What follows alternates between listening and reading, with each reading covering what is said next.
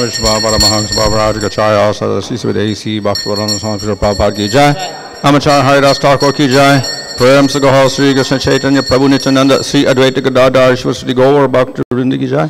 Sri Radha Krishna Gopa Gopida Sham Kunda Radha Kuda Giri Govardhan Ki Jai. Sri Vrindavan Dham Ki Jai. Navadip Dham Ki Jai. Ganga Jamuna Tulsi Bhakti Devi Ki Jai. Ananda Koti Vaishnava Vrinda Ki Jai. Samaveta Bhakti Vrinda Ki Jai. Gopimanandi, all glories to some of the devotees, all glories to some of the devotees, all glories to some of the devotees, all glories to Shri Guru and Shri Gauranga, all glories to Srila Prabhupada.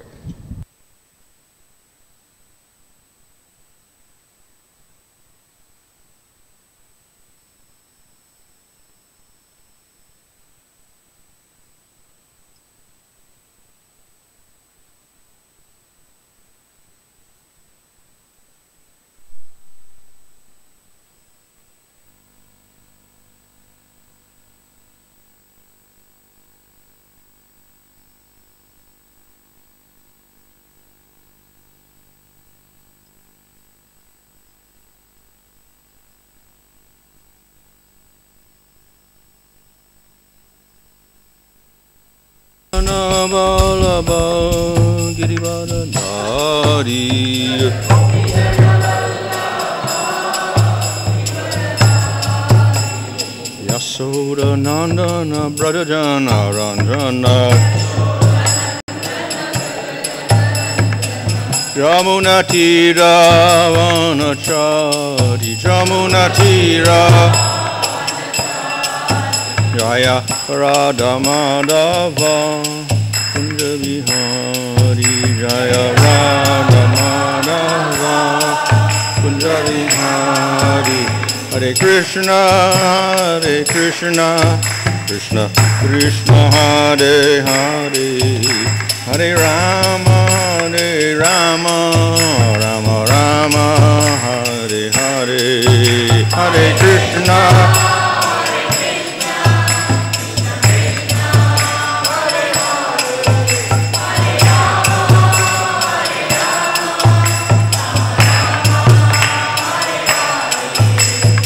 Prabhupada, Prabhupada, Prabhupada, Jaya, Prabhupada, Jaya.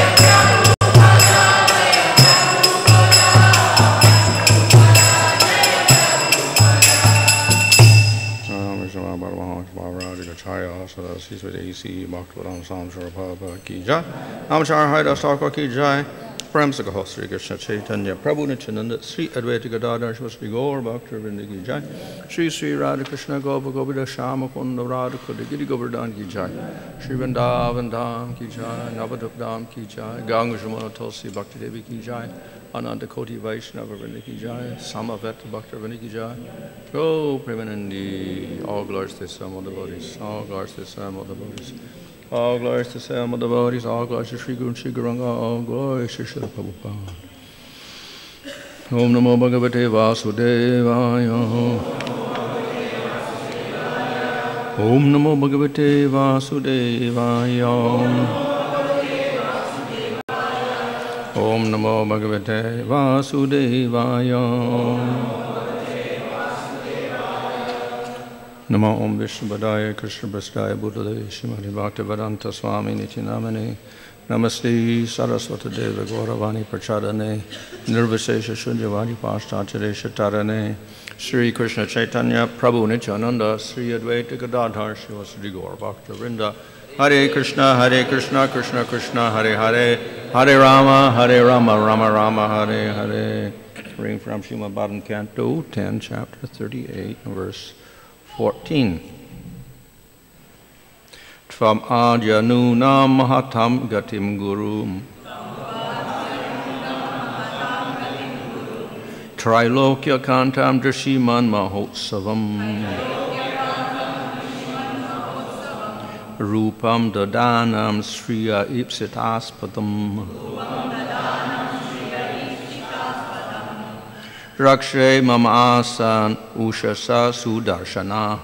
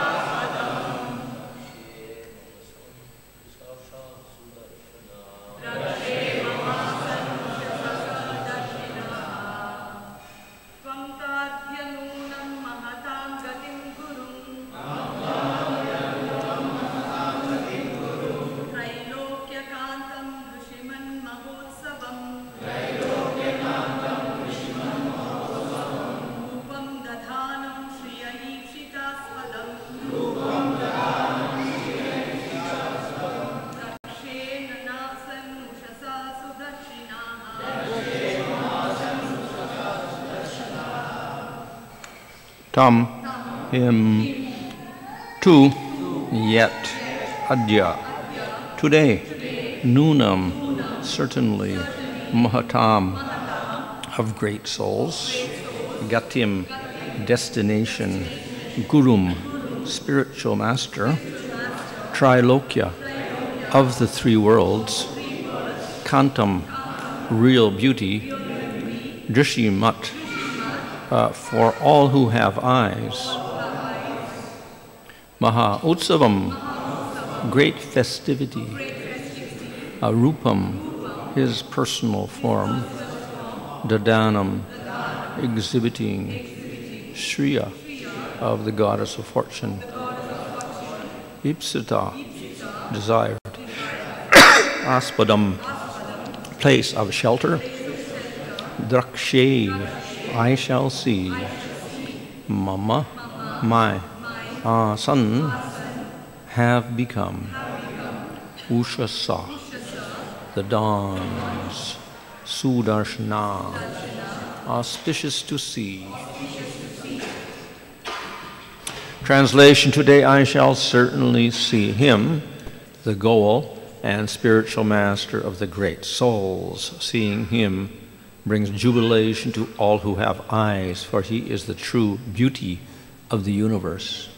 Indeed, his personal form is the shelter desired by the goddess of fortune. Now all the dawns of my life have become successful. Text 15. Then I will at once alight from my chariot and bow down to the lotus feet of Krishna and Balaram, the Supreme Personality of Godhead. Theirs are the same feet that great mystic yogis striving for self-realization bear within their minds. I will also offer my obeisances to the Lord's cowherd boyfriends and to all the other residents of Vrindavan. And when I have fallen at his feet, the Almighty Lord will place his lotus hand upon my head. For those who take shelter of him because they are greatly disturbed by the powerful serpent of time, that hand removes all fear. By offering charity to that lotus hand, Purandara and Bali earned the status of Indra, king of heaven, and during the pleasure pastimes of the rasa dance, when the Lord wiped away the gopis' perspiration and removed their fatigue, the touch of their faces made that hand as fragrant as a sweet flower. Purport, the Puranas call the lotus found in the Manasa Sarovar lake as Saugandhika. Lord Krishna's lotus hand acquired the fragrance of this flower by coming in contact with the beautiful faces of the gopis. This specific incident, which occurred in the Rasa, described in the 33rd chapter of the 10th canto. So, here we have a continuation of the prayers offered by Akura. Of course, this is not we can say the normal type of prayer, which often consists of namaskaras, nama, nama, nama, etc., offering obeisances. But it's actually a description of the glories of Krishna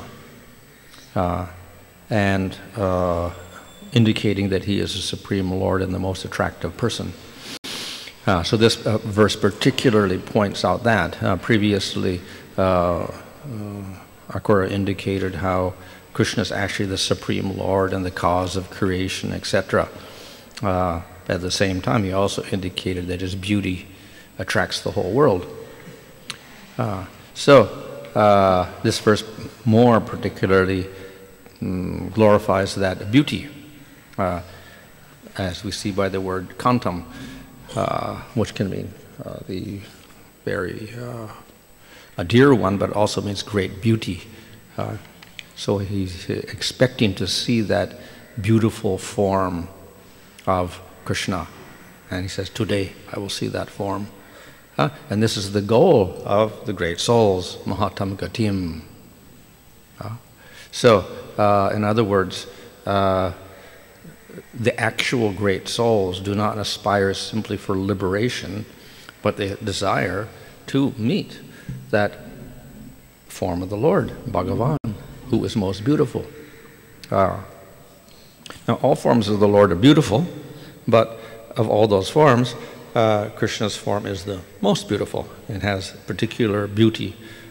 He's called Madhurya Rupa, or his form or his beauty is very, very sweet. So he's got a particular distinction among all the different forms. And because of that, even the demons get some special advantage when they see Krishna.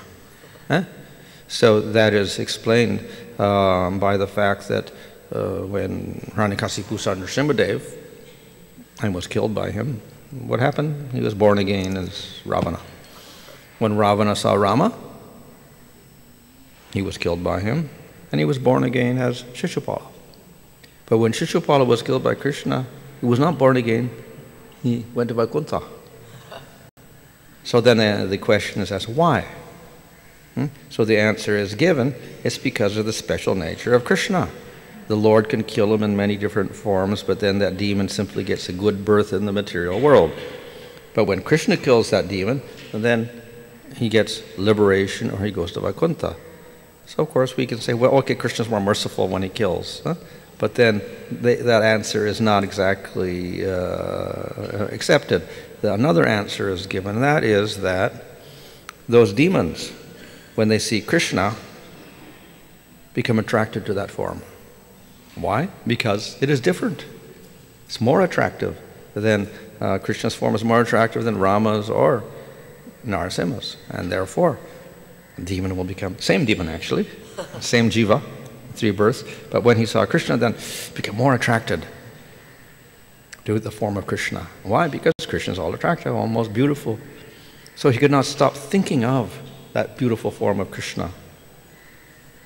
So that is the special beauty of Krishna, and that of course is why he is called Krishna, most attractive. He attracts even the demons. Not only that, but this extends to his name as well. So we see from Bhagavatam that Shishupala would often talk about Krishna. Of course, in bad terms. He would insult Krishna, but he would say the name Krishna. So he could not stop saying that name, Krishna. So like the form of the Lord, the name also was most attractive. So he was attracted to the form of the Lord, and he kept thinking of that form, and he also kept repeating the name Krishna, because it's most attractive of all names. So what did this do? Even though he was a demon, because of the intense concentration on that, then he became purified. And that was why he was qualified to go to Vaikuntha. Whereas Hiranyakasipu and Ravana did not concentrate upon the Lord, Rama or Narasimha, and thus they did not become so purified. So the Lord, of course, gave them benediction by killing them, and they got a good birth, but they did not go to Vaikuntha. But when Krishna killed Shishupala, he was completely purified, so he went to Vaikuntha. So that is a story to illustrate that of all the different forms, Krishna's is the most beautiful, the most attractive of all.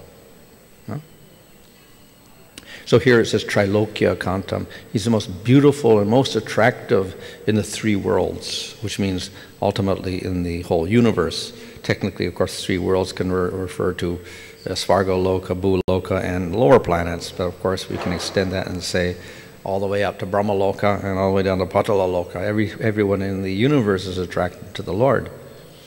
And of course we also see that in the way in which Krishna attracts different entities. So he attracted the wives of the Devatas, and they became overcome with ecstasy on seeing that form of Krishna or hearing his flute. And similarly we see all the animals became attracted to Krishna, like the deer, the cows, etc. And of course the rishis of the higher planets even became attracted, like from Mahaloka came down to look at Krishna. So all the entities in the universe, moving and non-moving, become attracted to the beauty of Krishna. So it's not an exaggeration, and then when it says Trilokya, all the inhabitants of the 3 worlds, they became attracted to his beauty. So he's most beautiful of everything in the three worlds. But of course that is also a relative statement, because well, what is the world? Because actually he belongs to the spiritual world. So he's not only attractive to everybody in the material world, he's also attractive to everyone in the spiritual world. So even Lakshmi is attracted to him. Huh? And she is the consort of Vishnu in the spiritual world. So that's beyond Trilokya, it's beyond the universe. But even Lakshmi, the most intimate servant of Vishnu, is attracted to Krishna. Right? So he has very, very special beauty. And here that this form is described, that it creates great joy, utsava. Utsava means a festival or great joy. So therefore, on seeing that beauty of Krishna, the seer becomes completely joyful. Now, of course, joy and bliss, etc., ultimately result from rasa. And rasa arises from the relationship, the sthayi bhava, between the jiva and the Supreme Lord. And then a mixture of the other elements, vibhava, anubhava, etc. And they all mix together and we get rasa and we get bliss. So therefore, by extension, it's not just that one sees the Lord and gets the bliss, but actually one can only see the Lord if one has a relationship with the Lord. So seeing is part of that rasa. So we see there are different actions in bhakti. So we have the sthayi bhava there, but then we have anubhavas, actions of serving the Lord, etc. And one of the actions, of course, is seeing the Lord, just looking at the Lord. That also is an anubhava. Because we're attracted to the Lord, then we desire to see Him. And seeing the Lord mixes with the other elements, and then one develops bliss. So though generally we think of seeing as kind of a passive activity, in rasa it's something very active, and it joins together with the other elements of rasa and produces bliss. So, of course, this is, Akura is saying this, and we see in the Bhagavatam how ultimately those who most desire to see Krishna are the gopis. And it's described how the gopis are so attracted to seeing him that if their eyes blink, this becomes very painful for them. So a moment's separation from Krishna by not seeing him is like a yuga of separation. That is the feeling they get. Now this, of course, is also a symptom of mahabhava, that even a moment's separation creates the greatest pain. So they want to see Krishna, and if their eyes blink, then this is a separation and they feel great pain. So this is ultimate, intense desire to see the Lord at all times. Why? Because it is part of it contributes to the rasa with Krishna, and through that they get their great bliss. So, of course, not only for the gopis, but for everybody, this form creates a type of bliss. Now, we cannot see that form if we're not qualified. Of course, that means we cannot see the form unless we have established a sthayi bhava. But we can't establish a sthayi bhava with the Lord unless we do sadhana bhakti. So sadhana bhakti leads to bhava bhakti, which means sthayi bhava. This means the actual Hladini and Samvit Shaktis of the Lord manifest in the jiva. So that will not take place unless we begin sadhana bhakti. What's the difference between sadhana bhakti and bhava bhakti? Definition of sadhana bhakti is engage your senses. So that's quite distinct from the sthayi bhava. That is not, so it's not the Hladini and Samvit Shaktis directly. However, though we engage our senses, like hearing and eyes, etc., seeing the Lord, form of the Lord in the temple, all this, these are the activities of bhakti. Still, we should not say this is material activity. It's not. The whole of bhakti is nirguna, beyond the gunas. It is all spiritual activity. We don't say it is directly the Hladini Shakti, but nevertheless, it is part of the Swarup Shakti manifested to a small degree. So when we do these activities with devotion, then they become spiritualized activities, and our senses become spiritualized. They don't act in a material way, but it requires that acceptance of the Lord, favorable attitude towards the Lord, and that is anukulina Krishna nusilanam. When that takes place and we do our activities, then they become spiritualized activities. So that is a practice. And by engaging those senses, spiritualized senses, then eventually the sthayi bhava of Hladini and Samvit Shaktis manifests in the jiva. So it's not suddenly manifest. Of course, it's gradual growth, like a growth of a plant. So it is said in Chaitanya Charitamrita that by the mercy of Guru and Krishna we get the seed of bhakti. But if we don't water it, it won't sprout. So, and of course, if the field is unfavorable, it doesn't sprout. If we put it on rocks, nothing happens to the seed. It dries up in the sun. So we need a favorable field.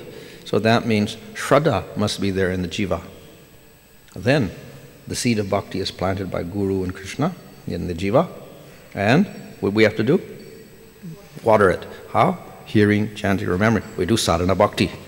So that's the watering process. So through that watering process of sadhana bhakti, then that seed grows and it manifests as bhava, the sthayi bhava, and then it manifests as prema. So it's a gradual development. So like the plant, we plant the seed, we water the seed sprouts little leaves, then more leaves, and grows bigger and bigger and bigger. Then what happens? Flower buds come out. That's considered a sakti stage. And then the flowers blossom in bhava stage. And then in prema, fully blossom, and then fruit manifests. So it's a continuous process of maturity of that bhakti until it produces the fruit, which is the full manifestation of Hladini and Samvit Shakti in the sthayi bhava. And that is what produces the ananda in the spiritual world. So we cannot separate them. We cannot separate the fruit from the flower, from the leaves, from the stem, from the seed, etc. They're all a continuous process. But nevertheless, they're not all the same either. So sadhana bhakti is not prem bhakti. Different. The fruit is different from the flower is different from the leaves are different from the stem, and that's different from the root, and it's different from the seed. So there's a distinction. Nevertheless, one is based on the other. So then we do the bhakti gradually manifests the different qualities, and finally we get the final quality, which is the fruit. So prema is compared to the fruit because what do you do with the fruit? You eat it. And then when you eat it, what happens? You get a sweet taste. It should be a good fruit, of course, like a mango. And then you get that feeling of happiness because you get the sweet taste. So that is what the prema is. We get the final result. That's where we get the ananda, the full ananda. So in the previous process, of course, it's not that we have no happiness at all, but compared to tasting the fruit, it is a little bit different again. So in this way, the whole process is gradually matures, and then in the bhava stage, this is where we're qualified to see the Lord. So we can experience something of the Lord. So there is some ananda within bhava. We have spiritual senses developed. But then in prema, it's more bliss. This is what we get ananda, and we get sandra ananda, which means intense bliss or concentrated bliss, much more strong. So it's same but different, or one ray of the sun and the sun. So bhava is like one ray of the sun of prema. So there is perception of the Lord and bliss, but when we get to prema, then it is much, much more. So all of this is based upon, we have the vision, and then we are qualified to see the Lord and serve the Lord directly. So we don't only see the Lord, we hear the Lord, and so many other activities of the different spiritual senses are activated at that time. But it's all included, we can say, within the seeing, because first of all we see in most cases, and then we begin using our other senses to perceive the Lord. So Akura is here in great expectation of finally seeing Krishna, which indicates that he has great eagerness, and he accepts Krishna as Supreme Lord, and he also accepts this, that he is most beautiful. He is spiritual, but also he has a form, and the form is the most beautiful of all. So he particularly says here, rupam, it is a form. It is not formless like Brahman. That supreme entity has a beautiful form, attractive to the whole world, even desired by Lakshmi. So that is the extent of the beauty. So he has quite a big realization here, a good realization of the unique nature of Krishna. So in spite of the fact that he also realizes him as Supreme Lord, he also has an understanding of the sweetness, and therefore we see in the next verses here how he even mentions the gopis. So he does refer to the gopis also, in spite of the fact that he has this more or less Aishwarya mixed with his realization. He also appreciates the gopis and their relationship with Krishna, and he is, I could say, glorifying them. So such to the extent that when he touched them with his hand, the hand became more fragrant because of the gopis' faces. So this indicates the great attraction of Krishna for the gopis, and that they more or less complement each other in rasa. So he appreciates the greatness of the gopis also, even though he is in a dasya rasa relationship with Krishna. In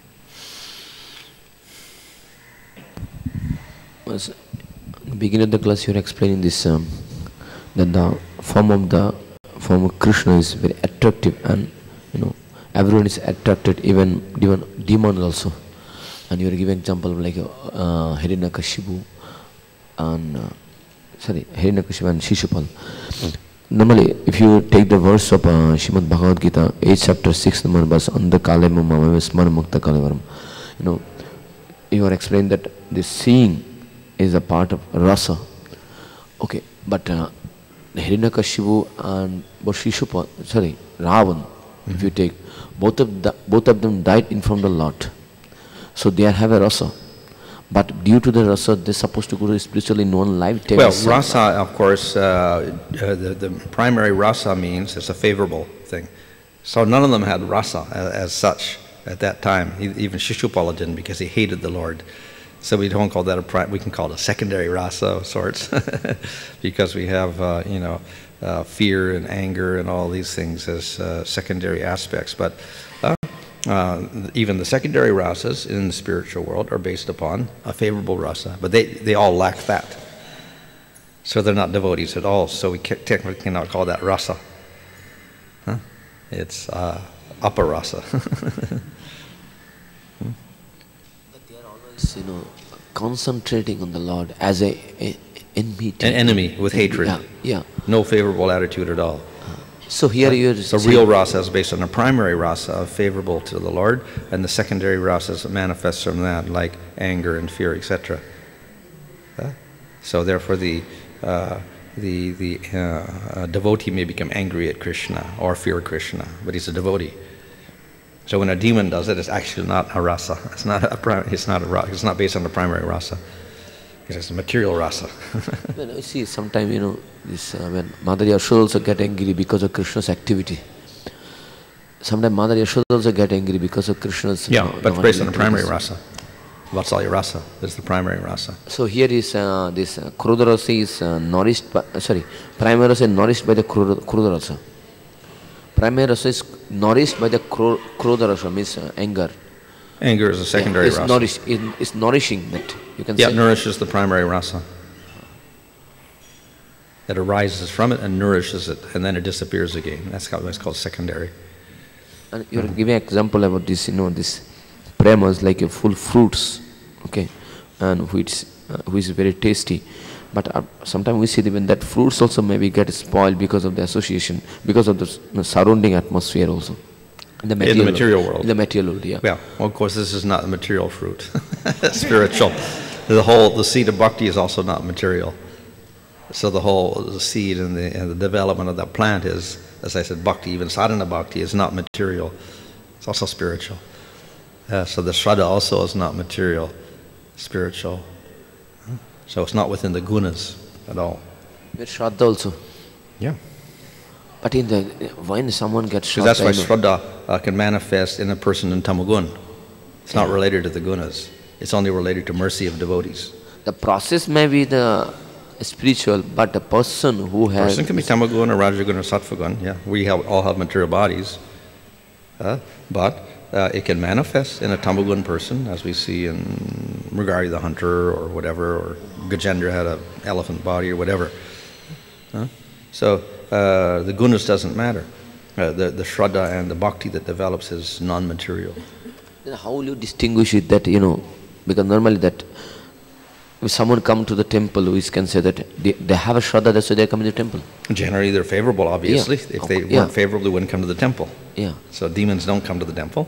People have some interest, or maybe if they're neutral, they may come. So you can say they have some spiritual potency in them that is like a shraddha, Yeah, well, they have some faith, but it's not very clear in many cases. Otherwise they wouldn't come. So that has to be developed. The seed of bhakti can be planted on that shraddha, and then they can practice. So when they read the scripture, then they will accept the scripture, and then they will practice the scripture. So then bhakti begins. So it is the responsibility of the devotees to plant the seed, to develop, to help that... Yeah, so the devotees plant the seed of bhakti in those people who have shraddha. And if they don't have shraddha, we say, don't preach to the faithless. So we don't preach to them. But let them hear the holy name. That's how we preach to them. And by hearing, then maybe shraddha will develop eventually.